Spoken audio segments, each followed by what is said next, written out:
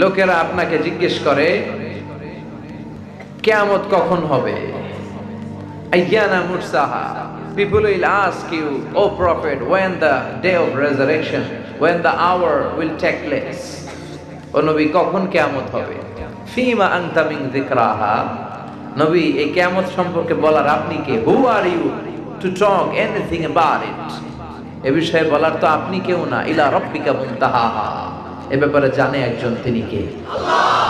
রব্বুল আলামিন বলেন, ইয়াসআলুনাকা আনিস সাআতি আইয়ানা মুরসাহা ফিমা আনতা মিন যিকরাহা ইলা রাব্বিকা মুনতাহাহা।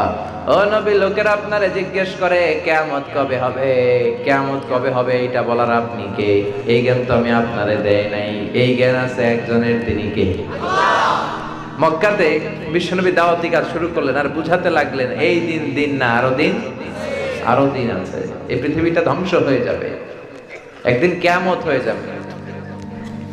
কিয়ামতের আয়াতগুলো বিশ্বনবী ছড়াতে লাগলেন, বিশ্বনবী পড়তে লাগলেন, আল কারিআতু মাল কারিআতু ওয়া মা আদরাকা মাল কারিআ। বিশ্বনবী বললেন, বিকট একটা আওয়াজ হবে, ওই আওয়াজে সব লন্ডভন্ড হয়ে যাবে, ঠিক কি না? ইযা যুলজিলাতিল আরদু জিলজালাহা ওয়া আখরাজাতিল আরদু আসফালাহা। পৃথিবীটা কেঁপে উঠবে, মহাভূমিকম্প হবে, ভূমিকম্পের ধাক্কায় সব চূর্ণ বিচূর্ণ হবে, ঠিক কি না? ইযা রুজ্জাতিল আরদু রাজ্জাও ওয়া বুসাতিল জিবালু বাসসা। পৃথিবীটা দুমড়ে মুচড়ে যাবে, পাহাড়গুলো তুলার মতো ধ্বনিত হয়ে বাতাসে উড়বে, ওই কিয়ামতের দিন। এই কিয়ামতের আলোচনা মক্কায় যখন বিশ্বনবী একটার পর একটা করতে আরম্ভ করলেন, কাফেরদের মনের ভিতরে ভয় ঢুকলো। কি ঢুকলো? তারা মনে মনে ভাবতে শুরু করলো, মুহাম্মদ যা বলে যদি সত্য হয়, মুহাম্মদ যা বলে যদি, কারণ এই মুহাম্মদ জীবনে কোনোদিন মিথ্যে কথা বলে নাই। সুবহানাল্লাহ বলবেন না? মনের মধ্যে ভয় ঢুকলো, মুহাম্মদ বারবার বলে কিয়ামত কিয়ামত কিয়ামত। এ আব্দুল্লাহর বেটা মুহাম্মদ এত বছর মক্কায় ছিল, কোনোদিন তো মিথ্যা বলতে দেখি নাই। এই যে বারবার কিয়ামত কিয়ামত করে, যদি কিয়ামত সত্যি হয়, যদি সত্যি হয়, এজন্য কৌতূহল বশত তারা বিশ্বনবীরে জিজ্ঞেস করা শুরু করলো, ও আব্দুল্লাহর বেটা মুহাম্মদ, তুমি যে সব সময় বলো কিয়ামত কিয়ামত হবে, এটা কবে হবে? সুবহানাল্লাহ। ইয়াসআলুনাকা আনিস সাআতি আইয়ানা মুরসাহা। তারা জিজ্ঞেস করে, নবী, কবে কিয়ামত হবে? আল্লাহ বলে, ফিমা আনতা মিন যিকরাহা। ও নবী, এই ব্যাপারে কথা বলার আপনি কে? ইলা রাব্বিকা মুনতাহাহা, এই ব্যাপারে জ্ঞান আছে একজনের, তিনি কে? আল্লাহ। বুঝা গেল কিয়ামত কবে হবে এটা নবী জানে, কে জানে? তবে কিয়ামত যে হবে এত কোনো সন্দেহ আছে? ইন্নাস সাআতা লাআতিয়াতুন লা রাইবা ফিহা ওয়ালাকিন্না আকসারান নাসি লা ইউমিনুন। আল্লাহ বললেন, গোলাম শুনে রাখো, কিয়ামত হবেই হবে। এই কিয়ামতকে কেউ ঠেকিয়ে রাখতে পারবে? কিয়ামত যে হবে সন্দেহ আছে? দুই একজনের আছে বোধহয়। কিয়ামতের ব্যাপারে কোনো সন্দেহ আছে? নাই। কিয়ামত কি কেউ ঠেকায় রাখতে পারবে? প্রধানমন্ত্রী, প্রেসিডেন্ট, র্যাবের প্রধান, পুলিশ প্রধান, সেনা প্রধান, Donald Trump, Barack Obama, George W Bush, Vladimir Putin, Narendra Modi, পৃথিবীর কেউ, গোটা বিশ্বের সবাই মিলে কিয়ামতকে ঠেকিয়ে রাখতে পারবে? অসম্ভব। কিয়ামত হবেই হবে, কিন্তু কবে হবে এটা জানে কে? ইন্নাল্লাহা ইনদাহু ইলমুস সাআ। কিয়ামতের জ্ঞান আছে শুধু আল্লাহর কাছে, বিশ্বনবীর কাছে নাই। হাদিসে জিবরাইল, সাইয়েদনা জিবরাইল এসে বললেন, ইয়া রাসূলুল্লাহ মাতা সাআ, কিয়ামত কবে হবে? বিশ্বনবী বললেন, মাল মাসউলু আনহা বিআ'লামা মিনাস সাইল। জিবরাইল, তুমি যেমনি জানো না, আমিও জানি না। যাকে প্রশ্ন করা হয়েছে সে প্রশ্নকারীর চেয়ে ভালো জানে। তার মানে কিয়ামত কবে হবে এই জ্ঞান কি বিশ্বনবীর আছে? এক সাহাবী বললেন, ইয়া রাসূলুল্লাহ মাতাস সাআ, কিয়ামত কবে হবে? বিশ্বনবী উত্তর না দিয়ে আবার প্রশ্ন ছুড়লেন, ওয়া মাযা আ'দাতা লিস-সাআ, কিয়ামত কবে হবে জানার জন্য তুমি এত ব্যাকুল হইলা কেন? কিয়ামতের জন্য তুমি কি প্রস্তুত করেছো? কি প্রস্তুত করেছো যে কিয়ামতের জন্য পাগল হয়ে গেছো? সাহাবী বলে, মা আ'দাতু লাহা শাইআন, ইয়া রাসূলুল্লাহ, কিয়ামতের জন্য আমার কোনো প্রস্তুতি নাই, ইল্লা আন্নী উহিব্বুল্লাহ ওয়া রাসূলাহু, তবে হ্যাঁ একটা জিনিস আমি করেছি, আমি আমার আল্লাহ এবং তার রাসূলকে বড্ড ভালোবাসি।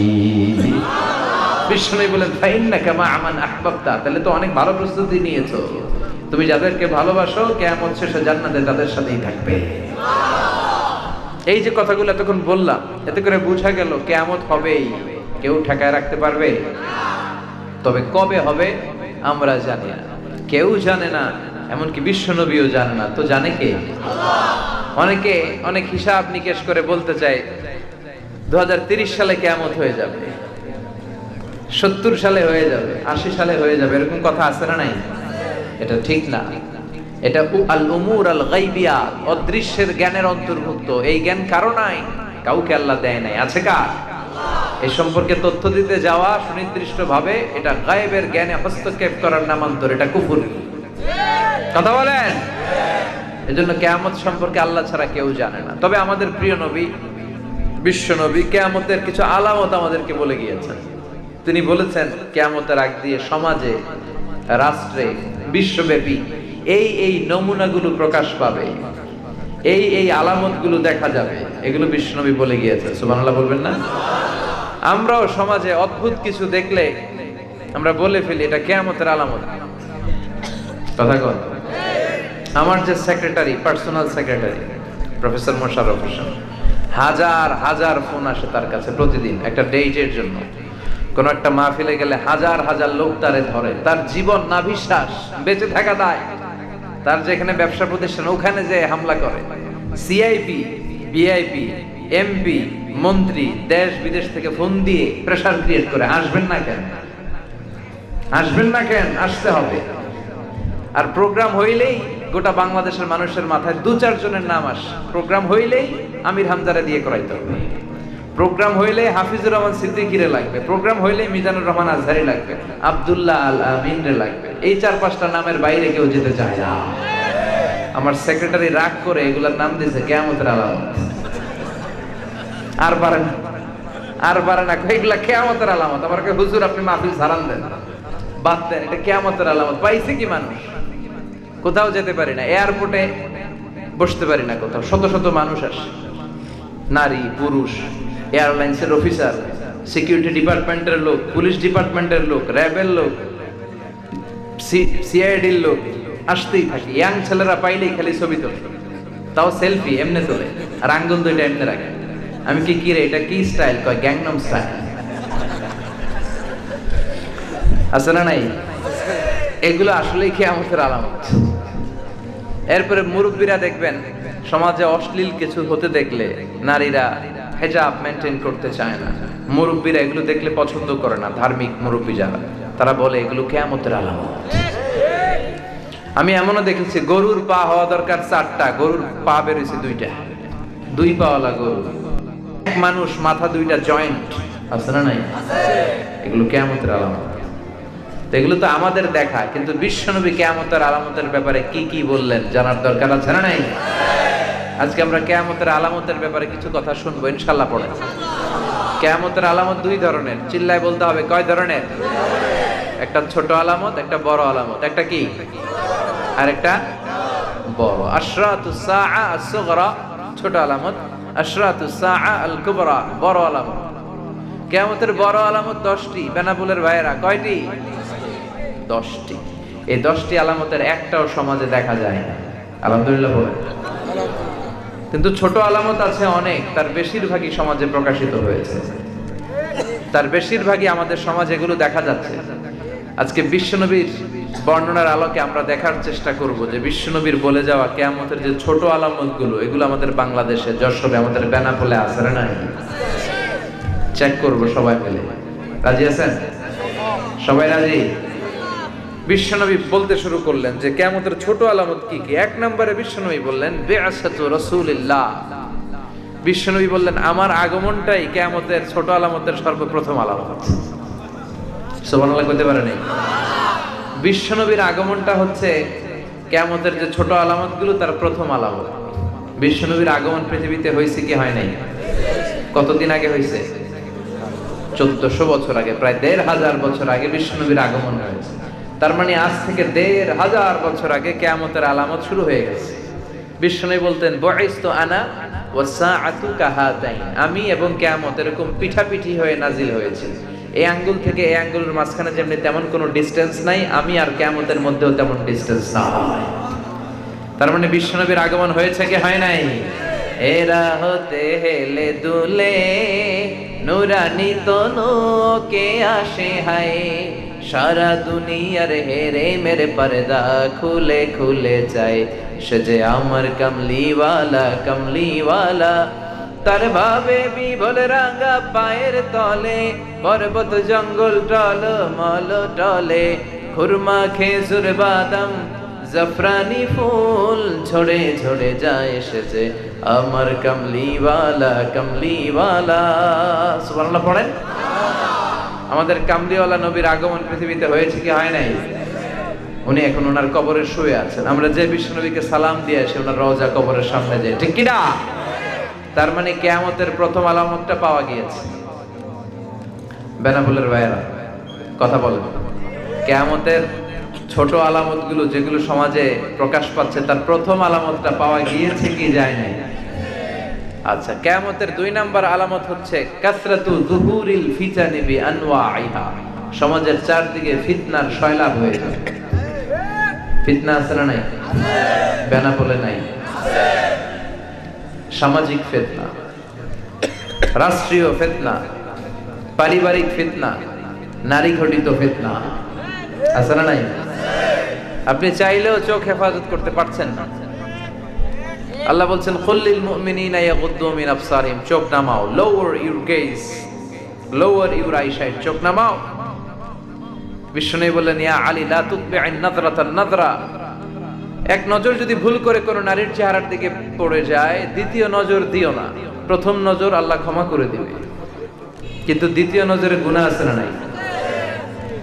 প্রথম নজরে ক্ষমা, দ্বিতীয় নজরে গুনাহ। এজন্য অনেকে বলে প্রথম নজর যেহেতু ক্ষমা, এক নজরে আধা ঘন্টা চেয়ে থাকবো, আছে না নাই? না, লোয়ার ইউর গেজ। শয়তান এই নজর দিয়ে, আন-নাযার সাহামুন মাসমুম মিন সিহামি ইবলিস, নজর হচ্ছে শয়তানের তীর মাখানো তীরবানের মধ্য থেকে ভয়ঙ্কর তীর। এই তীর দিয়ে শয়তান যুবক যুবতীদেরকে কাবু করে ফেলে। এখন সমাজে এই নজরের হেফাজত নাই, কথা বলেন। প্রত্যেক ইয়াং ছেলেদের গার্লফ্রেন্ড আছে না নাই? ইয়াং মেয়েদের বয়ফ্রেন্ড আছে না নাই? তোমাদেরও আছে নাকি এগুলা? হ্যাঁ, কথা কয় না, সবগুলার আছে। ক্লাস 5 থেকেই নাকি এখন শুরু হয়ে যায়, ক্লাসে ভাগাভাগি হয় কার কোনটা, কার কোনটা, মানে কে কার বন্ধু, কে কার গার্লফ্রেন্ড, কে কার বয়ফ্রেন্ড, সব ভাগযোগ। যেটার বয়ফ্রেন্ড নাই গার্লফ্রেন্ড নাই, কই তুই আনছো সব, তুই ব্যাকডেটেড, তোর এই জামানায় মানায় না, তুই আতেল, কথা কর। এইটারে গার্লফ্রেন্ড বয়ফ্রেন্ড, এটার আবার সংক্ষিপ্ত করছে জিএফ আর বিএফ। কি বানাইছে? জিএফ আর বিএফ। তো এগুলো ফিতনা নয়? কথা বলেন। আজ থেকে 20 বছর আগে জিএফ বিএফ এগুলো ছিল? ক্রাশ খাওয়া ছিল? ক্রাশ খাওয়া বুঝেন? ইয়াং পোলামানরা বুঝে ভালো। এগুলো ছিল না, এগুলো ফিতনা। বিশ্বনবী বলেছেন কিয়ামতের আগে জ্বলন্ত আগুনের অঙ্গার কয়লা হাতে রাখা সহজ হয়ে যাবে, কিন্তু ঈমান নিয়ে বাঁচাটা কঠিন হয়ে যাবে। আমি চাইলেও পারছি না, আমি ডানে তাকালে ফিতনা, আমি চোখ হেফাজত করার জন্য বায়ে তাকাই ফিতনা, নিচে তাকাই ফিতনা, উপরে তাকাই দেখি অশ্লীল বিলবোর্ড, আছে না নাই? আমি সরকারি জব করি, আমি হক হালাল মেনটেন করতে চাই, ঘুষ খেতে চাই না, তারপরও পারি না। টেবিলের নিচে ঘুষ, উপরে ঘুষ, ডানে ঘুষ, বায়ে ঘুষ, পাশে যারা চাকরি করে কলিগরা খায় ঘুষ, আমার অধীনস্থ যারা এরাও খায় ঘুষ, উপরে বসেও খায় ঘুষ। ফিতনা আছে না নাই? ফিতনাতুন তামুজু কামাউজিল বাহর, সাগরের ঢেউ যেমনি তীরে আছড়ে পড়ে, ফিতনাগুলো এসে আমাদের হৃদয়ে আছড়ে পড়বে। ঈমান নিয়ে বেঁচে থাকা কঠিন। আমরা আল্লাহর কাছে ঈমানের মরণ চাই। কিসের মরণ? ইমানের পথে অবিচল থেকে আমার মরণ যেন হয়। পড়েন আমিন। তোমারই কাছে মিনতি আমার, তোমারই কাছে মিনতি আমার, মহামহিম দয়াময়, ইমানের পথে অবিচল থেকে আমার মরণ যেন হয়। পড়ে না রে, ইমান নিয়ে বেঁচে থাকাটা কঠিন হয়েছে, ফিতনা আর ফিতনা। এজন্য বিশ্বনবী একটা দোয়া শিখিয়েছেন, আল্লাহুম্মা ইন্না নাউযু বিকা মিনাল ফিতান মা যাহারা মিনহা ওয়া মা বাতান। হে আল্লাহ, প্রকাশ্য প্রকাশ্য দেখা যায় আর দেখা যায় না এরকম সব ফিতনা থেকে আল্লাহ তুমি আমাদের বাঁচাও। চিল্লায় পড়েন আমিন। তাহলে এই যে বিশ্বনবী বললেন ফিতনা বাড়বে, সমাজে ফিতনা আছে না নাই? বেনাপোলে, আপনাদের এলাকায়, আপনাদের পাড়ায়, মহল্লায় মহল্লায় আছে না? আচ্ছা। বিশ্বনবী এমন ভাবে কিয়ামতের ছোট আলামতগুলো বলে গিয়েছেন, শুনলে মনে হয় যেন এই একবিংশ শতাব্দীর দিকে তাকিয়ে তাকিয়ে বিশ্বনবী কথাগুলো বলেছিলেন। মনে হয় যেন বাংলাদেশের পরিবেশের দিকে তাকিয়ে বিশ্বনবী কথা বলে গিয়েছেন, ঠিক কি না? 3 নম্বরে বিশ্বনবী বললেন খুরুজ মুদ্দাঈন নবুওয়া, কিয়ামতের আগ দিয়ে ভণ্ড নবী দাবিদার বের হবে। 30 জন, মুসলিমের বর্ণনায়, বুখারীর বর্ণনায় 30 জন, কুল্লুহুম ইয়াজআমু ইন্নাহু রাসূলুল্লাহ। বিশ্বনবী বললেন এরা সবাই হচ্ছে কাযযাবুন দাজ্জালুন, সবাই কাযযাব দাজ্জাল, একটাও নবী না। বিশ্বনবীর পরে কোন নবী হবে? কথা বলেন।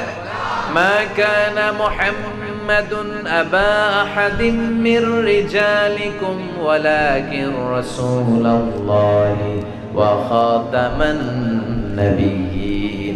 আল্লাহ বললেন মুহাম্মদ কোন পুরুষের পিতা নয়, তিনি হলেন আল্লাহর রাসূল, তিনি হলেন শেষ নবী। তিনি কি নবী? সবাই বলেন, আরো জোরে বলেন।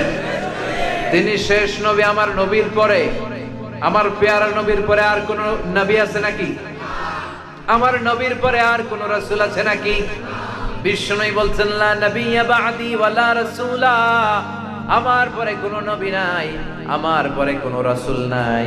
তবে লাউ কানা বা'দি নাবিয়্যুন লাকানা উমর, আমার পরে নবী হওয়ার যোগ্যতা যদি কারো থেকে থাকে, আমার ওমরে ফারুকের ওই যোগ্যতা আছে।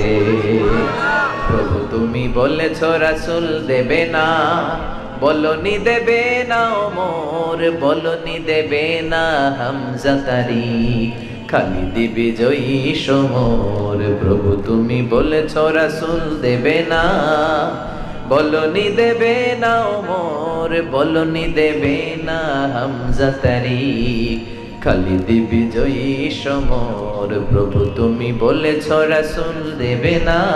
সুবহানাল্লাহ পড়েন। বিশ্বনবী বললেন আমার পরে নবী নাই, রাসূল নাই, তবে যদি কেউ নবী হতো ওমর নবী হতো, ঠিক কি না? ওমরে ফারুকের এমন মর্যাদা ছিল, ওনাকে মুনাফিকরা ভয় পেত, কাফেররা ভয় পেত, মুশরিকরা ভয় পেত, এমনকি শয়তানও ভয় পেত। বিশ্বনবী বলতেন মা সালাকাকা আশ-শাইতানু ফাজ্জান সালিকান ইল্লা সালাকা ফাজ্জান গায়রা ফাজ্জি।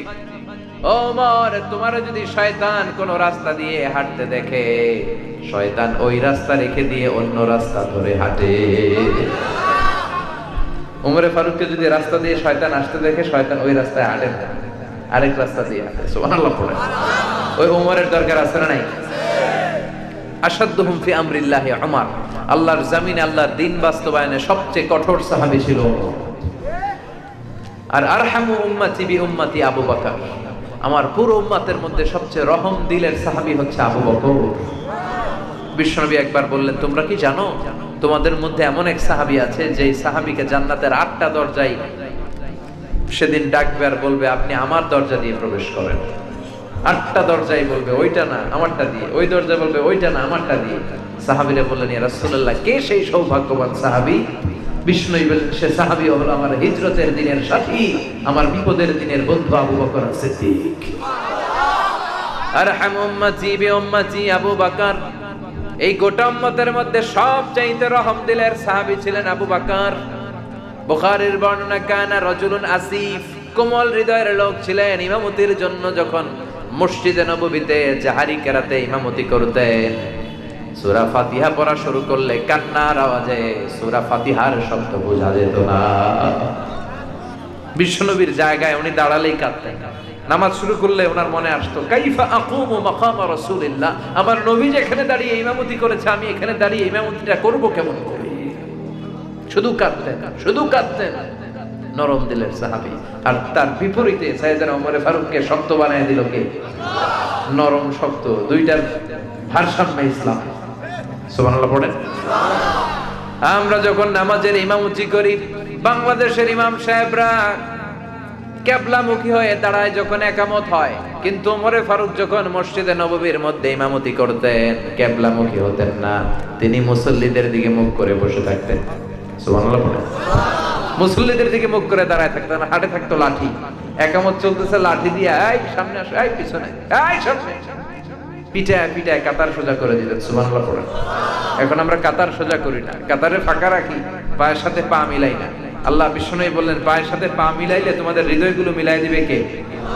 আর পায়ে পা না মিলিয়ে যদি গ্যাপ রাখো, হৃদয়ের মধ্যেও গ্যাপ রাখবে কে? তার মানে খুরুজ মুদ্দাঈন নবুওয়া, অনেক ভণ্ড নবী দাবিদার বের হবে। বিশ্বনবীর সময়েই বের হয়েছিল একজন, নাম মুসাইলামাতুল কাযযাব। এসে বলে, মুহাম্মদ আর নবুওয়া নিসফুন লি ওয়া নিসফুন লাক, নবুয়ত পুরাটা তোমার না, অর্ধেক আমার অর্ধেক তোমার। কত বড় বেয়াদব! আমার অর্ধেক আমারে বুঝিয়ে দাও। বিশ্বনবী বললেন, আনতা লাস্তা মুসাইলামা ফাকাত, তুমি তো শুধু মুসাইলামা না, আনতা মুসাইলামাতুল কাযযাব, তুই ভণ্ড মুসাইলামা, ভণ্ড, তুই ভণ্ড। সে বিশ্বনবীর মতো অ্যাক্টিং করতে চাইতো, বিশ্বনবীকে কপি করতে চাইতো, নকল করতে চাইতো। বিশ্বনবী কোন গাছের মধ্যে হাত লাগালে ওই গাছের ফল বাড়িয়ে দিত কে? তার এলাকায় সে বলতো আমিও নবী। সবাই বলে, তাহলে আমাদের কাছে হাত দাও, ও গাছের মধ্যে হাত লাগালে ফল সব নষ্ট হয়ে পড়ে যাবে। কপি করে লাভ হয়েছে? বিশ্বনবী কোন লোনা পানির কুয়ার মধ্যে অজুর পানি দিয়ে কুলি করে কুলি ফেললে লোনা পানির কুয়ারে মিঠা পানির কুয়া বানায় দিত কে? আর এই বেয়াদবটা মিঠা পানির কুয়ার মধ্যে কুলির পানি ফেললে এটারে লোনা বানায় দিত কে? সুবহানাল্লাহ কইবেন না? বিশ্বনবীর হাতে এত বরকত। বিশ্বনবী মদিনাতে ছোট্ট নবজাতক যে সন্তানগুলো, নিউ বর্ন বেবি, ওই বাচ্চাদের মাথায় হাত বুলিয়ে দিলে বাচ্চার মাথার চুল বড় হয়ে যেত, কিন্তু সে বাচ্চাদের মাথায় হাত বুলাই দিলে মাথার চুল আর উপরে টাক মাথা হয়ে যেত। বন্ড। এরপর এরকম 30 জন বেরোবে বিশ্বনবীর ওয়াদা অনুযায়ী। আলজেরিয়াতে বের হয়েছে একজন, ইন্ডিয়ার পাকিস্তানের পাঞ্জাব একটা এলাকা আছে না, ওইখানে একটা আছে মির্জা গোলাম আহমদ কাদিয়ানী, কাফের, ইসলামের সাথে সম্পর্ক নাই। সে একবার দাবি করছে আমি আখিরি নবী, নাউজুবিল্লাহ পড়বেন না। এরপর দাবি করেছে আমি ইমাম মাহাদি। এরপর দাবি করছে আমি ঈসা আল মাসিহ। এই বেয়াদবটা টয়লেট করতে যাইয়া টয়লেটের টাঙ্কি ভাঙ্গা গুয়ের টাঙ্কির ভিতরে বসছে। পয়রা 100 বছরের জমা থাকা গু খাইতে খাইতে খাইতে খাইতে শেষ। ফেরাউন খাইছে লোহিত সাগরের পানি, আর এই বেয়াদবটা খাইছে শত শত মানুষের পায়খানা। নবীরা পবিত্র, নবীরা যেখানে মারা যায় ওই জায়গাটাও পবিত্র, কিন্তু এইটা নবী দাবি কইরা মরছে কোন জায়গায়? কথা কন, খাইছে কি? হ্যাঁ, এখন এটারে উঠাবে কে? এর অনুসারীরা মেথর নিয়ে আসছে। বেনাপোলে মেথর চিনেন? মেথর ভাইরা এই কাজে হেল্প করে। তারা শিকল আর রশি এনে ওটারে বাঁধ দিয়া উঠানো শুরু করছে। এত ওজন টাইনা উঠাইতে পারে না, উঠাতে উঠাতে একেবারে উঠায় ধরবে, আবার থপাস করে পড়ে। আল্লাহকে জনমের ঘুঘা, কারণ বিশ্বনবীর সাথে বেয়াদবি করেছে। আমার নবীর পরে কেউ নবী হতে পারে না। এই মুসাইলামাতুল কাযযাব, তারপরে এই মির্জা গোলাম আহমদ কাদিয়ানের অনুসারীরা এখনো বাংলাদেশে আছে। এদেরকে রাষ্ট্রীয়ভাবে কাফের হিসেবে ঘোষণা দিতে হবে। এদের সাথে ইসলামের কোনো সম্পর্ক নাই। চিল্লায় বলো ঠিক কিনা? এই মুসলমানদের দেশে ইসলামের ট্যাগ লাগিয়ে কাদিয়ানীদের কোনো কার্যক্রম চলতে পারে না। এগুলো কাফের, এগুলো অমুসলিম। যারা বিশ্বনবীরে মানে না, এরা কালিমার অর্ধেকটাকে কেটে ফেলে দেয়। লা ইলাহা ইল্লাল্লাহ মুহাম্মাদুর আপনি মুহাম্মদ রাসূলুল্লাহ বাদ দিয়ে শুধু লা ইলাহা বললে মুমিন হবেন? এই শাহাদাতের বাণী পুরোটা না পড়লে মুমিন হওয়া যাবে? ঝিনুকের ভেতর লুকিয়ে থাকে যেমন মতি, ঝিনুকের ভেতর লুকিয়ে থাকে যেমন মতি, কালমা শাহাদাতে আছে আল্লাহর জ্যোতি, কালমা শাহাদাতে আছে আল্লাহর জ্যোতি। ঠিক কি না? এই কালেমাকে খণ্ডিত করে পড়ার অধিকার আল্লাহ কাউরে দেয় না। এজন্য এগুলো অমুসলিম, এগুলোর সাথে আমাদের সম্পর্ক রাষ্ট্রীয়ভাবে সরকারের উচিত এদেরকে রাষ্ট্রীয় ঘোষণায় ফরমান জারি করে সার্কুলেশন করে অমুসলিম হিসেবে আখ্যায়িত করে ফেলা। এটা মুসলমানদের গণমানুষের দাবি। তার মানে দেখেন বিশ্বনবী যা যা বললেন তার প্রতিটা নমুনা আমাদের সমাজে আছে না নাই? ভণ্ডল আর বের হবে। বিশ্বনবী বললেন কাসরাতুল হারাজ, কিয়ামতের আগে হারাজ বেড়ে যাবে। সাহাবারা বললেন ওয়ামাল হারাজ ইয়া রাসূলুল্লাহ, হে আল্লাহর রাসূল হারাজ কি? বিশ্বনবী বললেন হাযা হুয়াল হারাজ, হাযা হুয়াল হারাজ। কি বুঝলেন? হ্যাঁ কি বুঝলেন? মারামারি, হত্যা, যুদ্ধ আছে না নাই? বিশ্বনবী বললেন কিয়ামতের একটা আলামত হলো কিয়ামতের আগ দিয়ে অনেক মানুষকে অন্যায় ভাবে নিহত করা হবে। তাদেরকে কেন মারা হলো হত্যাকারী নিজেও জানবে না। পোশাকি বাহিনী হাতে গুলি আছে, মেরা দিছে ঠুস, কেন মারছে জানে না, উপরের অর্ডার আছে না নাই? অর্ডার আসছে মেরে দিলাম, কেন মারলাম আমি নিজেই জানি না। আচ্ছা যারে মারলাম ও জানে না, ও জেনে মরতে পারলো না যে কেন আমি মরলাম। বিশ্বনবী বললেন কিয়ামতের আগে হত্যা বেড়ে যাবে, মারামারি বেড়ে যাবে, যুদ্ধ বেড়ে যাবে। এক আফগানিস্তানের যুদ্ধে লক্ষ লক্ষ মানুষ নাই, এক ইরাক যুদ্ধে হাজার হাজার মানুষ নাই, এক সিরিয়ার যুদ্ধে বাশার আল আসাদের নেতৃত্বে লক্ষ লক্ষ মানুষ প্রাণ হারিয়েছে, এক আমেরিকার নেতৃত্বে দ্বিতীয় বিশ্বযুদ্ধে হিরোশিমা নাগাসাকি জাপানের দুইটা শহরে দুইটা বোম ফেলা হয়েছে, লিটল বয় ফ্যাটম্যান বোম মেরে পুরো জাপানকে উড়িয়ে দেওয়া হয়েছে। ইসলাম কখনো যুদ্ধের কথা বলে না, ইসলাম শান্তির কথা বলে। কথা বলেন, আমরা যুদ্ধ চাই না শান্তি? যুদ্ধ না শান্তি? যুদ্ধ নয় আর যুদ্ধ নয়, নয় আর কোন তাজালা, সেই পৃথিবী আমাদের সকল মানুষের হোক নিরাপদ আবাস, এই পৃথিবী আমাদের সকল মানুষের হোক নিরাপদ আবাস। We don't want to see anyone in the whole world, we don't want to see anyone in the whole world. যুদ্ধ নয় আর যুদ্ধ নয়, নয় আর কোন তাজালা, সেই পৃথিবী আমাদের সকল মানুষের হোক নিরাপদ আবাস, সেই পৃথিবী আমাদের সকল মানুষের হোক নিরাপদ আবাস। We don't want to see anyone in the whole world. চিল্লায় বলেন ঠিক কি না? আমরা গোটা বিশ্বে যুদ্ধ দেখতে চাই না, আমরা শান্তি চাই। কথা বলেন। কিন্তু অন্যায় ভাবে মানুষ হত্যার হিড়ি আমাদের সমাজে আছে না? বিশ্বনবী বলে গেলেন এই অন্যায় ভাবে হত্যা বেড়ে যাবে। এরপরে বিশ্বনবী বললেন দিয়াউল আমানা, কিয়ামতের আগে আমানতের খেয়ানত হবে।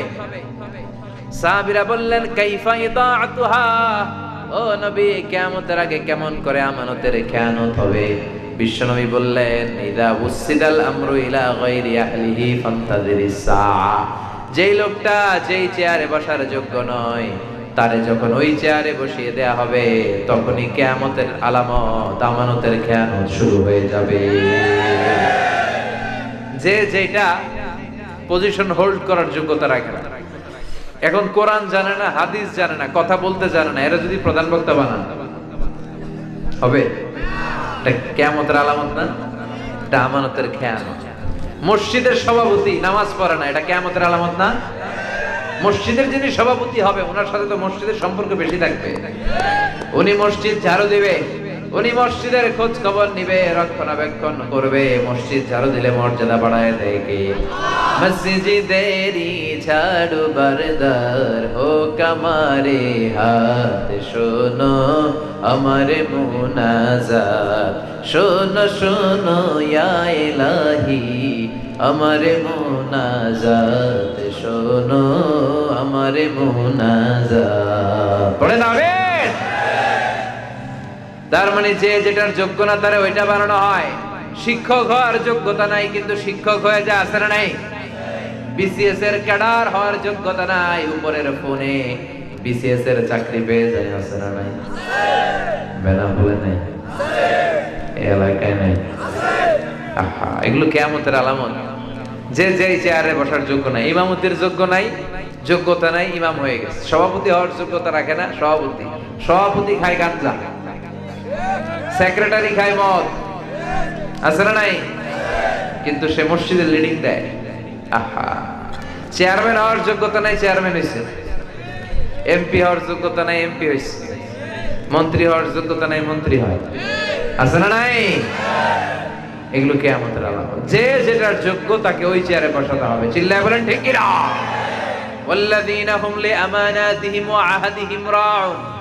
মুমিনের বৈশিষ্ট্য, মুমিন যদি প্রতিশ্রুতি দেয়, মুমিন তার প্রতিশ্রুতি রাখে। মুমিনের বৈশিষ্ট্য, মুমিন কখনো আমানতের খেয়ানত করে না। আমানত এটা অনেক বড় বিষয়। আমানতের খেয়ানত এটা মুনাফিকের আলামত। বিশ্বনবী কখনো কোনো আমানতের খেয়ানতদারি করে না, আমানতের হেফাজত করেছেন। চিল্লায় বলেন ঠিক কিনা? আপনার সম্পদ আছে, এই সম্পদ আপনার কাছে আমানত। আপনার সন্তান আপনার কাছে আমানত। আপনি মাদ্রাসার প্রিন্সিপাল, পুরো মাদ্রাসার প্রতিটা ইঞ্চি মাটি আপনার কাছে আমানত। আপনি খতিব, জুমার মসজিদটা আপনার কাছে আমানত। চেয়ারম্যান সাহেবের কাছে ইউনিয়ন পরিষদটা আমানত। এমপি সাহেব, মেম্বার অফ দ্য পার্লামেন্ট, তার পুরো নির্বাচনী এলাকাটা তার হাতে আমানত। এই নির্বাচনী এলাকায় যদি কোনো গাঞ্জার আসর বসে, এটার দায়ভার তিনি এড়াতে পারেন না। এলাকায় কোনো অন্যায় ধর্ষণ হলে এটার দায়ভার তিনি এড়াতে পারেন না। পুরো এলাকাটা তার কাছে আমানত। মন্ত্রী সাহেবের কাছে মন্ত্রণালয়টা আমানত। মাননীয় প্রধানমন্ত্রীর কাছে আমার পুরো লাল সবুজের পতাকাটা আমানত। এটা বিশাল বিষয়, এটা ছোটখাটো কোনো বিষয় নয়। তো কিয়ামতের আগে বিশ্বনবী বললেন এই আমানতের খেয়ানত শুরু হয়ে যাবে। যে যেখানে বসার যোগ্য নয় তারে ওই চেয়ারে বসায় দেওয়া হবে, আছে না নাই? বাংলাদেশে অনেক শিশু বক্তা আছে, বেনাপোলে আসে নাই? হ্যাঁ, মাঝে আসে।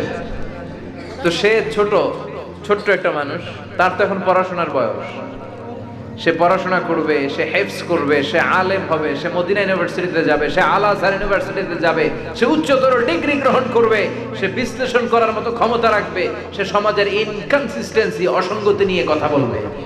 তার বয়সের দরকার আছে না নাই? তার পড়াশোনার দরকার আছে না নাই? তার ডিগ্রির দরকার আছে না নাই?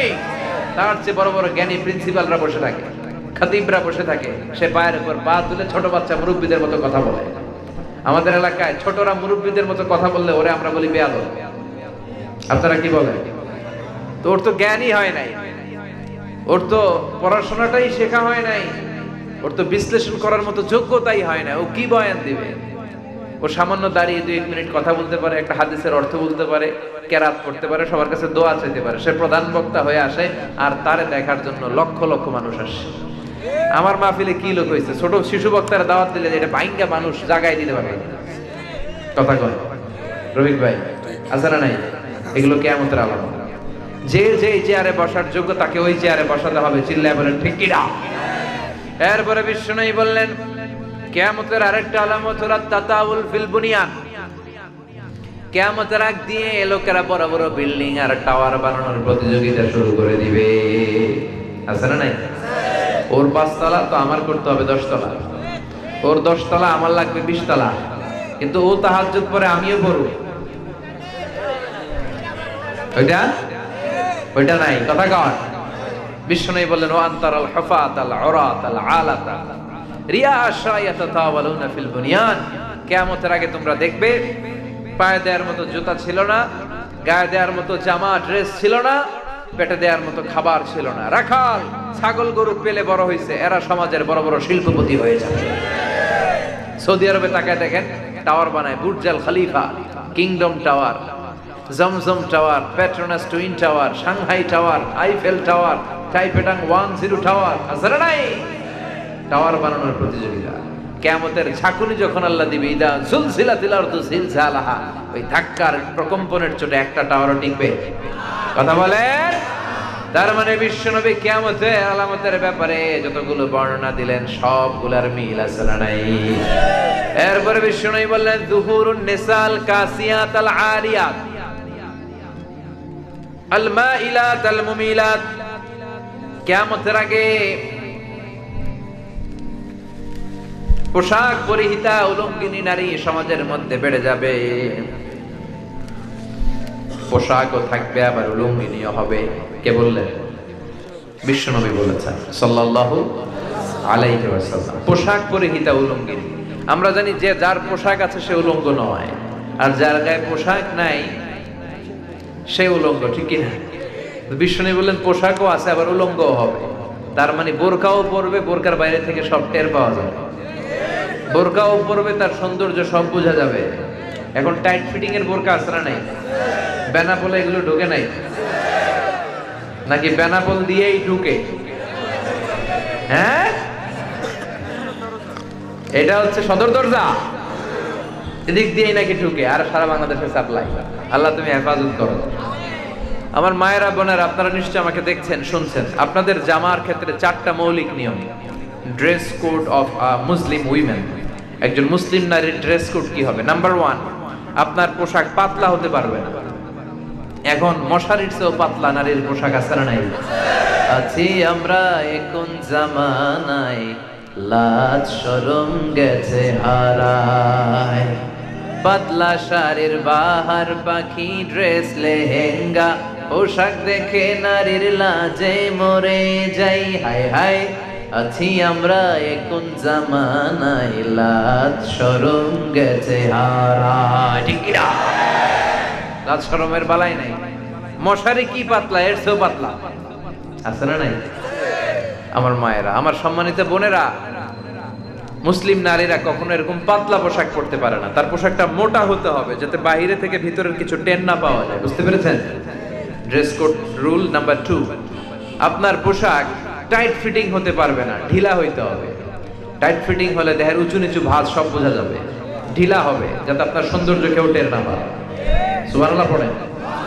আল্লাহ কতটা নারীদের সেফটি সিকিউরিটি এনশিওর করেছে। তাহলে পাতলা হতে পারবে না, ঢিলা ঢালা হতে হবে। নাম্বার 3, বিজাতিদের পোশাক হতে পারবে না, যেটা অন্য কোনো ধর্মের স্পেশাল সাইন বহন করে, আছে না নাই? এগুলো করা যাবে না। নাম্বার 3, পুরুষদের পোশাক নারীরা পরতে পারবে। এই 4টা ড্রেস কোড মেনটেন করে একটা নারী সালোয়ার পরতে পারবে, কামিজ পরতে পারবে, বোরকা পরতে পারবে, ওড়না পরতে পারবে, চাদর পরতে পারবে, একটা নারী শাড়ি পরতে পারবে, সবই পরতে পারবে। কিন্তু এই 4টা মৌলিক ড্রেস কোড সিস্টেম তাকে মেনে চলতে হবে। বিশ্বনবী বললেন আল কাসিয়াত আল আরিয়াত আল মাইলাত আল মুমিলাত। কিয়ামতের আগে পোশাক পরিহিতা টাইট ফিটিং বোরকাওয়ালি কিছু নারী বের হবে। তারা নিজেরা নিজেদের সৌন্দর্য পুরুষদেরকে দেখাতে চাবে, নিজেরাও পুরুষদের প্রতি আকৃষ্ট হবে। লা ইয়াদখুলনাল জান্নাহ, তারা কখনো জান্নাতে প্রবেশ করবে না। ওয়ালা ইয়াজিদনা রিহাহা, প্রবেশ তো করবেই না, জান্নাতের সুঘ্রাণ নাক দিয়ে পাবে না। ওয়া ইন্না রিহাহা তুজাদু মিন মাসিরাতি 500 সানা, আর জান্নাতের সুঘ্রাণ 500 বছরের দূরের রাস্তা থেকেও নাকের মধ্যে টের পাওয়া যায়। জান্নাতে বসতে এখনো 500 বছরের রাস্তা বাকি। কয়শো বছর? এত দূরে থাকতেই জান্নাতের সুঘ্রাণ এসে আপনার নাকে ধাক্কা দিবে। এত দূর থেকে জান্নাতের স্মেল পাওয়া যায়, ঘ্রাণ পাওয়া যায়। ওই নারীগুলো জান্নাতে তো ঢুকবেই না, জান্নাতের ঘ্রাণও নাকে লাগবে না। যেই মায়েরা, যেই বোনেরা অশ্লীল পোশাক পরে অর্ধ উলঙ্গ হয়ে হাফ নেকেড হয়ে রাস্তায় ঘুরে বেড়ায়, এরা আকাশ থেকে নাজিল হয়েছে? এরা আমাদের কারো মা, কারো বোন, কারো মেয়ে, ঠিক কিনা? এজন্য বাবারা যারা এসেছেন মেয়েদেরকে হেজাব পরাবেন, শালীন পোশাক পরাবেন। রাজি আছেন? কথা কয় না? রাজি আছি সবাই? ভাইরা যারা এসেছো খালি ওয়াজ শুনলে হবে না, বোনদেরকে শালীন পোশাক পরাবা। বোনের সব আবদার মেনে নেওয়া যাবে না। বাবা যারা হয়েছেন মেয়ের সব আবদার রাখা যাবে না। ছোট বাচ্চারা, অল্প বয়স্করা এগুলো বুঝে না, এদেরকে বুঝাতে হবে যে হেজাব তোমার অহংকার, এটা তোমার অলংকার, এটা তোমার অধিকার, এটা তোমার আভিজাত্যের প্রতীক। তাহলে এই যে বিশ্বনবী বললেন পোশাক পরেই তা উলুঙ্গিনী নারী বাড়বে, আছে না নাই? কথা বলেন।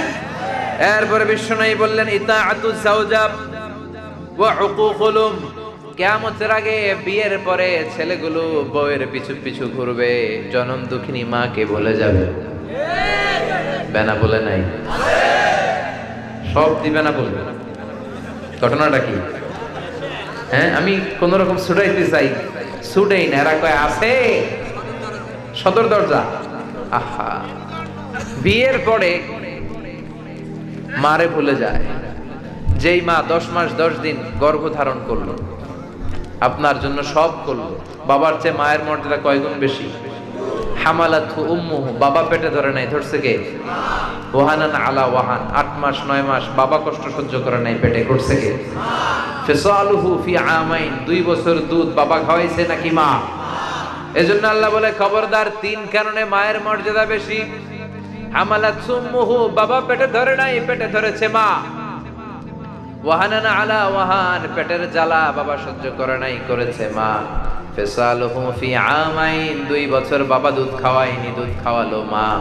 মায়ের এক ধার দুধের দাম কাটিয়া গায়ের চাম, পাপোশ বানাইলে ঋণের শোধ হবে না।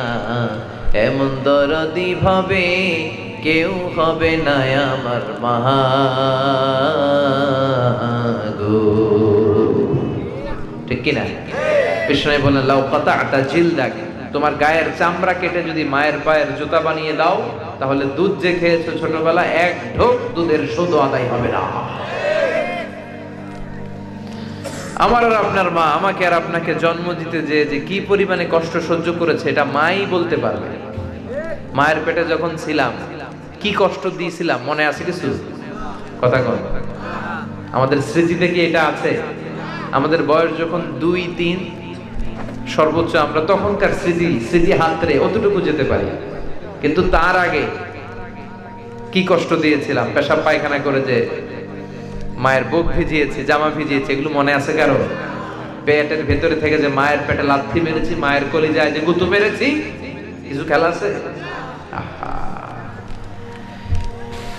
যেদিন আমরা ডেলিভারি হব, আমার মায়ের কতটুকু কষ্ট হয়েছে শুনে। চিকিৎসা বিজ্ঞানীরা বলে একজন সুস্থ মানুষ 45 ইউনিট পেইন, ব্যথা একসাথে সহ্য করতে পারে। ব্যথার সিভিয়ারনেস, তীব্রতা যদি এর চেয়ে বেড়ে যায়, হয় লোকটা মরে যাবে, নয় বেহুশ হবে। আমাকে আর আপনাকে, আমার আর আপনার মা নর্মাল প্রসেসে ডেলিভারি দিতে, যে এখানে ছোট বাচ্চা কাচ্চা যারা আছে, তোমরা 2-1 সিজারিয়ান বেবি হতে পারে, কিন্তু বাকি আমরা সবাই কিভাবে আসছি? নর্মাল প্রসেসে, ঠিক কিনা? নর্মাল প্রসেসে একটা বাচ্চা ডেলিভারি করতে একটা মায়ের যে কি কষ্ট হয়, চিকিৎসা বিজ্ঞান বলে সেটা 57 ইউনিট প্লাস ব্যথা ছাড়িয়ে যায়। আমাদের দেহে প্রত্যেকের 206টা করে হার্ট। কোন সড়ক দুর্ঘটনায়, কোন অ্যাক্সিডেন্টে আপনার দেহের 20টা হাড্ডি একসাথে টাস করে ভেঙে গেলে যত ব্যথা, ওই ডেলিভারির দিন আমার মায়ের চেয়ে বেশি ব্যথা সহ্য করেছে। আমরা যদি আমাদের দেহের চামড়া দিয়ে জুতা বানাই দেই, 1 ঢোক দুধের শোধ আদায় হবে না। ওই ডেলিভারির দিনের যে কষ্টটা দিয়েছিলাম, সেটাও শোধ দিতে হবে না। চিল্লায় বলেন ঠিক কিনা? এজন্য বিশ্বনবী বললেন খবরদার, মায়ের দোয়া আগে কবুল হয়ে যায় কার কাছে? গোটা পৃথিবীর সব আল্লাহর ওলিরা মিলে যদি 1 গ্লাস পানির মধ্যে ফু দেয়, আর আমার মা যদি বিসমিল্লাহ বলে আমার মাথার মধ্যে হাত বুলিয়ে দেয়, মায়ের দোয়াটা কবুল করবে কে? বিয়ের পরে বিশ্বনবী বললেন কিয়ামতের আলামত হলো বিয়ের পরে এই মারে ছেড়ে দিবে। মা বাপ বউয়ের জন্য পাগল, মায়ের জন্য বউরে তালাক দেন, ডিভোর্স দেন, এটা আমি বলি না। দুইজনকেই ভালোবাসবেন, বুঝাবেন, কিন্তু মনে রাখবেন বউ পাওয়া যায়, কিন্তু মা গেলে মা পাওয়া যায়। কথা বলেন। এজন্য মায়ের সাথে যেন বেয়াদবি না হয়ে যায়। যারা আমরা মা হারিয়েছি তারা জানি মা হারানোর কি জ্বালা। মা নাই এরকম আছি না? কথা বলেন, মনে পড়ে না?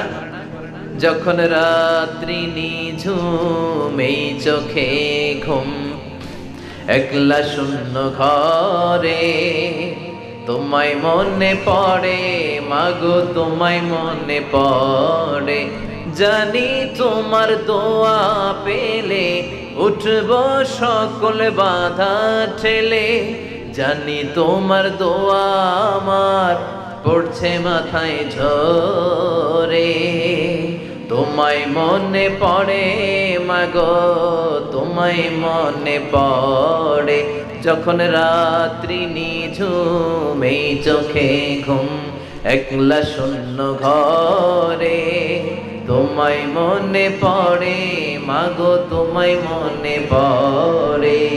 ঠিক কি না? যাদের মা নাই তারা জানে মা না থাকার কি জ্বালা। বিশ্বনবী বললেন কিয়ামতের আগে মারে ভুলে যাবে, বউয়ের পিছনে দৌড়াবে। এরকম ছেলে পেলে এলাকায় নাই? আছে? খবরদার, মায়ের মনে কষ্ট দিও। মায়ের মনে কষ্ট দিলে সব বাদ। তুমি নামাজি হতে পারো, কপালে সেজদা দিয়ে দাগ ফেলতে পারো, হজ করে নামের আগে আলহাজ লাগাতে পারো, কিন্তু মা যদি বদদোয়া করে কোনোটাই কাজে আসবে না। এজন্য মায়ের দোয়া নেওয়ার দরকার আছে না নাই? মায়ের সাথে যদি আমরা বেয়াদবি করে থাকি তাহলে আজকে রাতেই যে মায়ের কাছে ক্ষমা চাবো। রাজি আছি সবাই? এরপরে বিশ্বনবী বললেন যুখরুফাতুল মাসাজিদি ওয়াত তাবাহি বিহা, কিয়ামতের আগ দিয়ে লোকজন মসজিদ নিয়ে বড়াই শুরু করে দিবে। কয় তোদের মসজিদ ছোট, আমগোটা বড়, এরকম আছে না নাই? এই মসজিদে মুসল্লি বেশি, আমাদের মসজিদে মুসল্লি কম। কেমন করে মুসল্লি বাড়ানো যায় ওই চিন্তা নাই।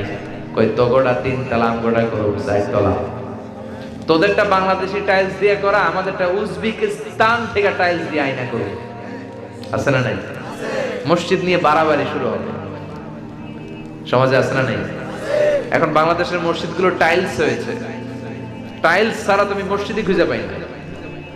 সব মসজিদ টাইলস, সব মসজিদ টাইলস, অধিকাংশ মসজিদে এয়ার কন্ডিশন। বিশ্বনবীর মসজিদে নববীটা যখন তিনি বানিয়েছিলেন, ওয়াকানা, বুখারীর বর্ণনা, ওয়াকানা সাকফুল মসজিদি জারিদুন নাখাল, বিশ্বনবীর মসজিদে নববীর ছাদ ছিল খেজুর পাতার ছাউনির ছাদ। বিশ্বনবীর মসজিদের ফ্লোর ছিল বালুর ফ্লোর।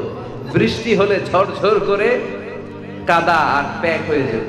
ওই কাদার উপরে বিশ্বনবী রুকু সেজদা দিয়ে নামাজ শুরু করে দিতেন। এক সাহাবী বলে রাআইতু রাসূলুল্লাহ ইয়াসজুদু ফিল মাই ওয়াত তিন, আমি বিশ্বনবীরে দেখেছি বৃষ্টির কারণে মসজিদের মধ্যে কাদা, কাদার মাটির উপরে বিশ্বনবী সেজদা দিয়েছে। আবার বিশ্বনবী নামাজ শেষ করে সাহাবীদের দিকে যখন ঘুরে বসেছেন, রাআইতু আসারাত তিনি ফি জাবাহাতিহি, আমি বিশ্বনবীর কপাল মোবারকের নাকের মধ্যে বালুয়ার মাটি লেগে থাকতে দেখেছি। এটা ছিল বিশ্বনবীর মসজিদে নববী, যেখানে টাইলস ছিল না, যেখানে বিউটিফিকেশন ছিল না, যেখানে লাইটিং ফাইটিং ছিল না, যেখানে এয়ার কন্ডিশন ছিল না, ছিল শুধু আল্লাহর ভয় আর তাকওয়া। এখন আমাদের হৃদয়ে আল্লাহর ভয় নেই। কথা বলেন, হৃদয়ে থাকতে হবে একজনের ভয়, তিনি কে? চিল্লায় বলেন কে? যাদের হৃদয়ে আছে আল্লাহর ভয়, তারা কবু পথ ভুলে যায় না। আল্লাহর প্রেম ছাড়া এই দুনিয়ায় কারো কাছে কোনো কিছু চায় না। রাতের আধারে যারা সেজদাতে রয়, দু চোখের শ্রুতে নদী যেন বয়। ছলনার হাতছানি যতই আসুক, পেছনে ফিরেও সে তাকায় না। যাদের হৃদয়ে আছে আল্লাহর ভয়, তারা কবু পথ ভুলে যায় না। আল্লাহর প্রেম ছাড়াই দুনিয়ায় কারো কাছে কোনো কিছু চায় না। ঠিক কি না? অন্তরে ভয় থাকতে হবে একজনের, তিনি কে? এজন্য মসজিদ নিয়ে দলাদলি করবেন? কথা বলেন, মসজিদ নিয়ে দলাদলি করা যাবে? এরপরে বিশ্বনবী বললেন ইয়াতাকারাবুজ জামান তাতাকারাবুল আসওয়াক, কিয়ামতের আগে সময়ের বরকত কমে যাবে। 1 বছর মনে হবে 1 মাস, 1 মাস মনে হবে 1 সপ্তাহ, 1 সপ্তাহকে মনে হবে 1 দিনের মতো। এই মাহফিলটা কয় বছর ধরে? 4 বছর। গত বছর এখানেই করছিলেন রফিক ভাই? কারা কারা আসছিলেন গত বছর? অনেকেই আসছেন, অনেকেই আসছেন। তো এই যে আপনারা আসছেন, আবার 1 বছর পরে আমি আসলাম, আপনাদের কি মনে হয় যে 1টি বছর পরে আসলাম? মনে হয় যে কয়েক মাসের ব্যবধানে যেন চলে আসছে, ঠিক কিনা? কিয়ামতের আগে এরকম সময়ের বরকত উঠে যাবে, খাওয়ার স্বাদ উঠে যাবে। মুরব্বীরা আগে ইলিশ মাছের যে স্বাদ পেতেন এখন পাওয়া যায়? হ্যাঁ, আগে এক ঘরে ইলিশ রান্না করলে খালি 4-5 ঘরের মধ্যে ইলিশের ঘ্রাণ। আমি আমার ছোট বয়সে যেটা পাইছি ওইটা আমি এখন পাই না। আর মুরব্বীরা তো আর বেশি বলতে পারবে না। শোল মাছের ঝোল রান্না করলে, হ্যাঁ, ফুলকপি দিয়ে শোল মাছের ঝোল, কি স্বাদ! অনেকের জিহ্বায় পানি চলে আসছে। জাহাঙ্গীর ভাই, আগের স্বাদ আছে? আগের খাবারের স্বাদ নাই। সময়ের বরকত না, সময়ের বরকত নাই। তার মানে দেখেন, বিশ্বনবী যেই পয়েন্টেই হাত দিলেন ওই পয়েন্টটা আমাদের সমাজে আছে না নাই? এরপরে বিশ্বনবী বললেন, খুতাবুকুম তাবিলা সালাওয়াতুকুম কাসীরা।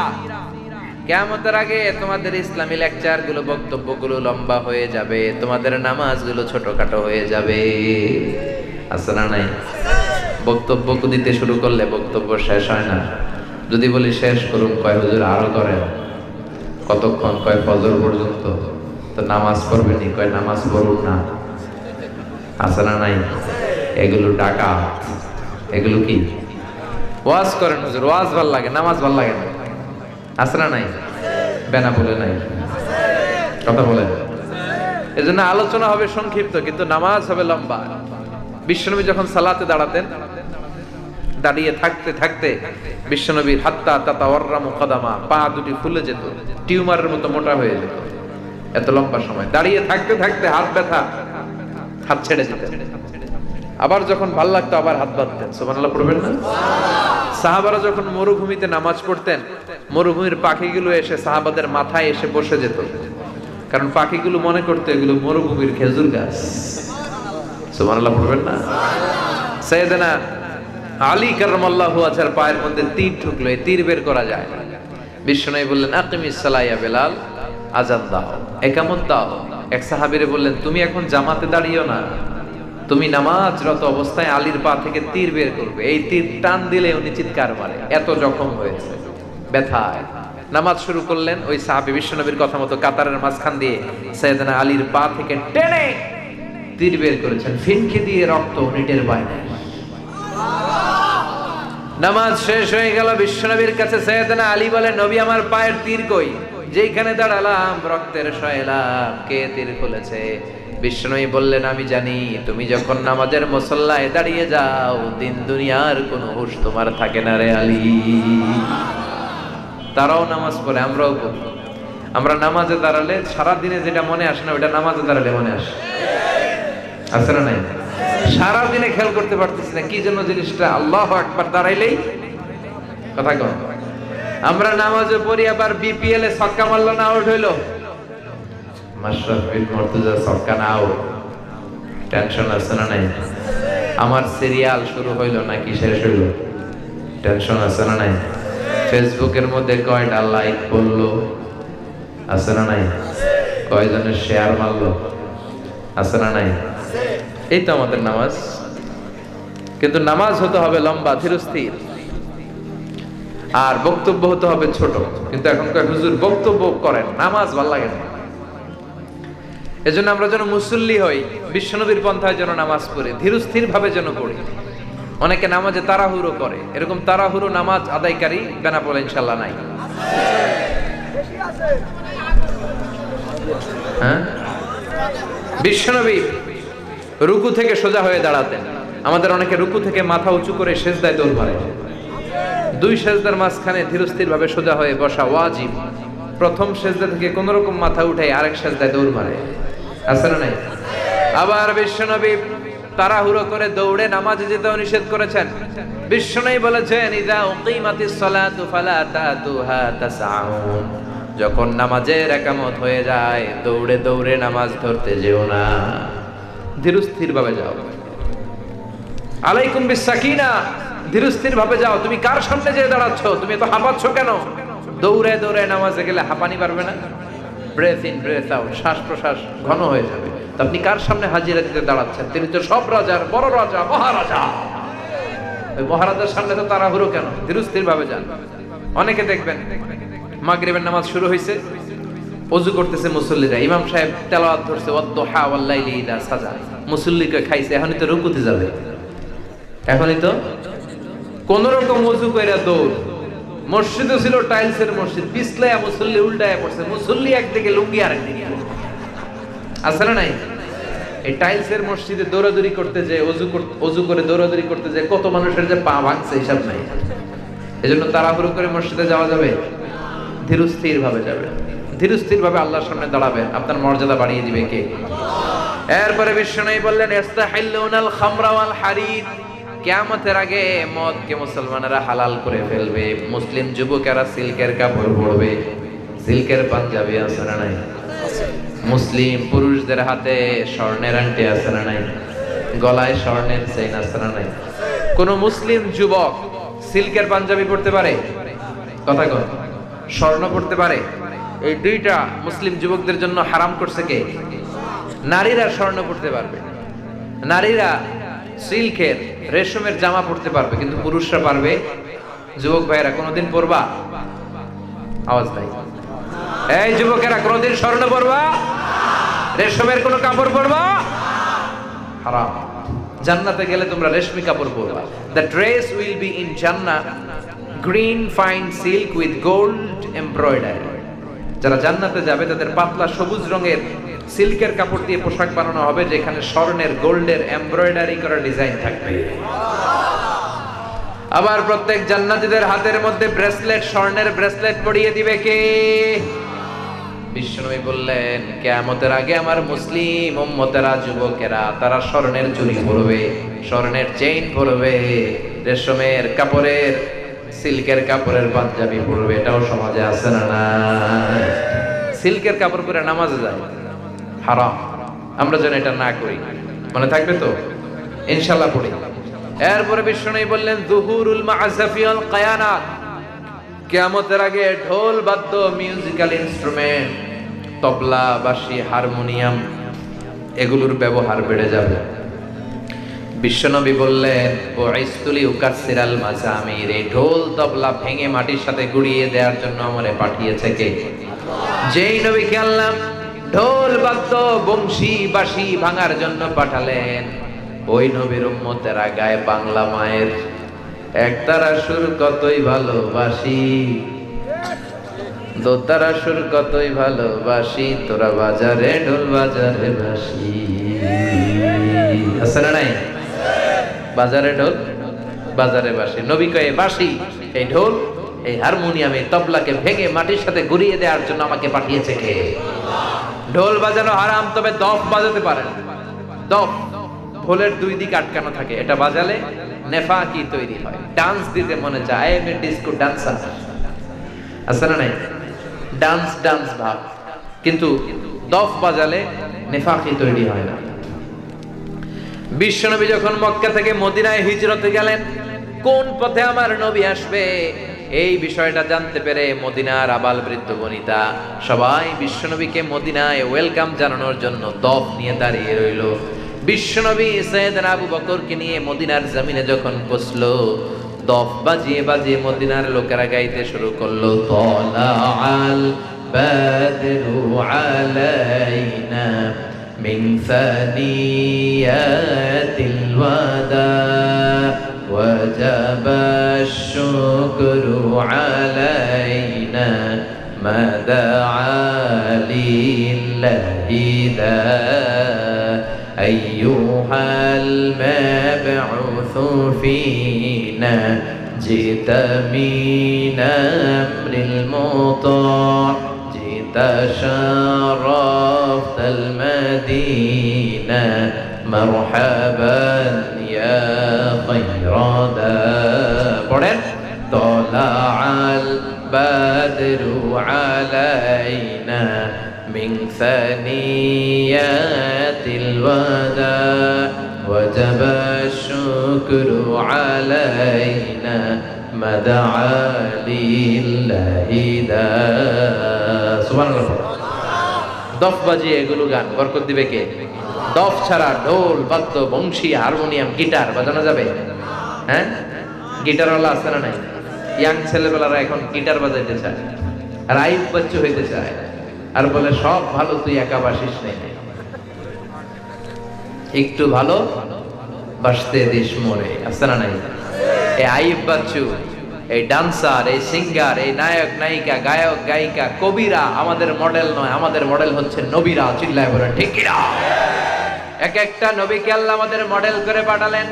সাইয়েদনা নূহ আলাইহিস সালাম, ইব্রাহিম আলাইহিস সালাম, মুসা আলাইহিস সালাম, ঈসা আলাইহিস সালাম, বিশ্ব নবী মুহাম্মদুর রাসূলুল্লাহ আমাদের মডেল।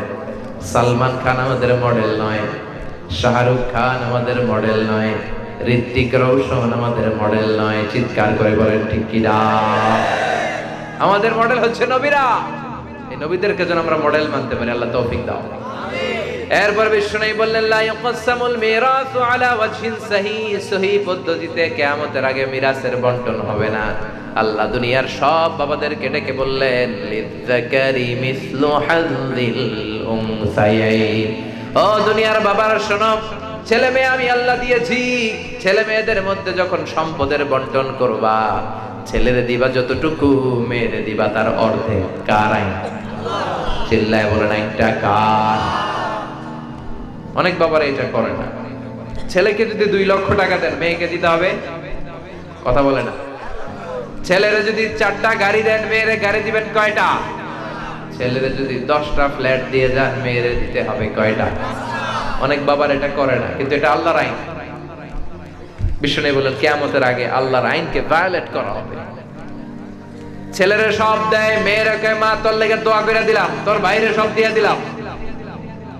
টাকা এগুলো কি এরকম টাকা পেনা বলে নাই? হ্যাঁ, আল্লাহ আল্লাহ আল্লাহ তুমি হেফাজত করো, খবরদার, এটা আল্লাহর দেয়া আইন। মেয়েরা অর্ধেক দিবে। অনেক মা ছেলের পাতে মুরগির রান দেয়, মেয়ের পাতে মুরগির ঠ্যাং দেয়, আছে না নাই? যেই মা বাবা ছেলের পাতে মুরগির রান, মেয়ের পাতে মুরগির ঠ্যাং দেয়, দেখবেন ওই মা বাবার শেষ জীবনটা ছেলের বাড়িতে কাটে না, মেয়ের বাড়িতেই কাটে। প্রকৃতির একটা খেলা আছে না নাই? প্রকৃতি শেষকালে খেলা খেলে দেয়, কথা কও। এজন্য এগুলো যেন আমরা না করি। তার মানে বিশ্বনবী আলামত, কিয়ামতের আলামতের ব্যাপারে যা যা বললেন, প্রামাণ্য বর্ণনা যে দিলেন, তার প্রতিটা আমাদের সমাজের সাথে মিলে যায়। এই যে কিয়ামতের যতগুলো আলামত বললেন, ফিতনার কথা সমাজে আছে না নাই? মারামারির কথা আছে না নাই? উলঙ্গপনা, অশ্লীলতা আছে না নাই? সমাজের প্রতিটা রন্ধ্রে রন্ধ্রে আমানতের খেয়ানত আছে না নাই? এই কিয়ামতের এই কঠিন সময়ে আমরা যদি বাঁচতে চাই, 2টা জিনিসের দিকে আমাদের ফিরে যেতে হবে। এক হচ্ছে আল্লাহর কিতাব, আরেক হচ্ছে বিশ্বনবীর সুন্নাহ। এই 2টাকে যদি মাড়ির দাঁত দিয়ে আঁকড়ে ধরা যায়, আমরা পথভ্রষ্ট হব না। কথা বলেন, এই কোরআন সুন্নাহর উপর যদি আমরা থাকি, আমরা বিপদগামী হতে চাইলে আমাদেরকে আবার পথে তুলে দিবে কে? আমাদেরকে পথ দেখায় কে? আমি যদি কোনোদিন পথে ভুলে যাই, হাতছানি দিয়ে কাছে নিও, মমতার বন্ধনে আমায় বেঁধে সব ভুল ক্ষমা করে দিও। আমি যদি কোনোদিন পথে ভুলে যাই, হাতছানি দিয়ে কাছে নিও, মমতার বন্ধনে আমায় বেঁধে সব ভুল ক্ষমা করে দিও। চিল্লায় পড়েন আমিন। তাহলে কোরআন and Sunnah hour way to জান্নাহ। এই কোরআন এন্ড সুন্নাহ আমাদেরকে জান্নাতের পথ দেখাতে পারে। আমার সাথে সাথে আওয়াজ করে বলেন, কোরআন and Sunnah hour way to জান্নাহ। আওয়াজ করে সবাই বলেন, কোরআন and Sunnah hour way to জান্নাহ।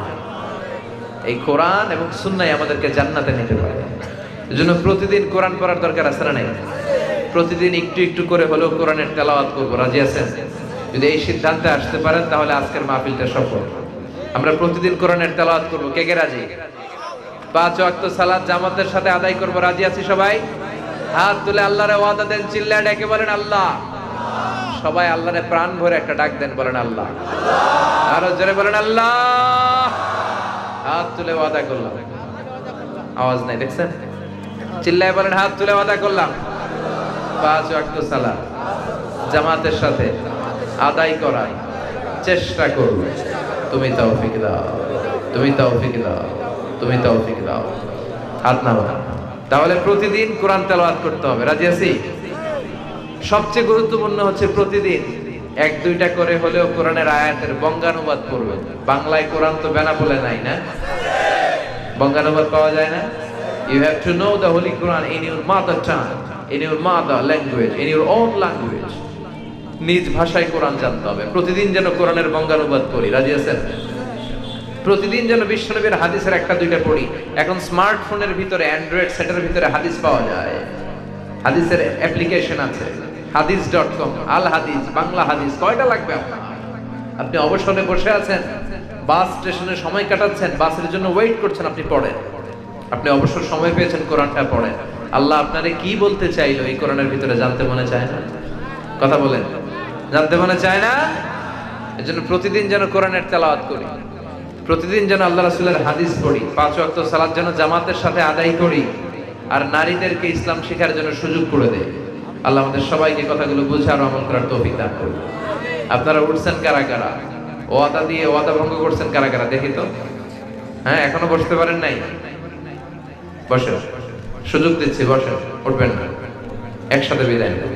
যতগুলো কথা বলেছি কোরআন সুন্নাহর আলোকে বলেছি, বানিয়ে কিছু বলি নাই। তারপরেও আমার মনের অজান্তে কোনো মিস ইনফরমেশন যদি আমার মুখ ফসকে বেরিয়ে যায়, সেগুলো যেন আল্লাহ তাআলা আপনাদের স্মৃতিপট থেকে মুছে দেয়। আমরা পড়ে